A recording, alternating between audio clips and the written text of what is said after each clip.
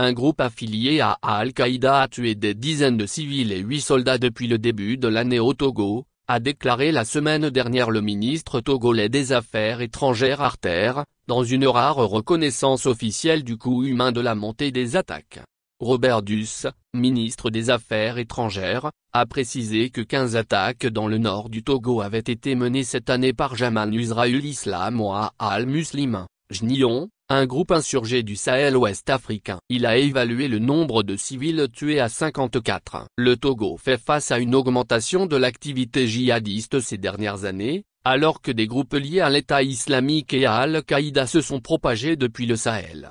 Une flambée d'attaques en mai et juin a marqué l'une des périodes les plus meurtrières de l'histoire récente du Sahel, soulignant la menace persistante des groupes djihadistes alors que les gouvernements régionaux sont de plus en plus distants de leurs anciens alliés militaires occidentaux, selon les analystes.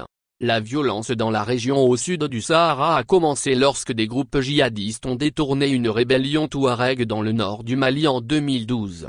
Depuis, des groupes liés à Al-Qaïda et à l'État islamique ont pris le contrôle de territoire, malgré des efforts militaires coûteux pour les repousser, s'étendant au Burkina Faso et au Niger, et plus récemment au nord de pays côtiers comme le Togo.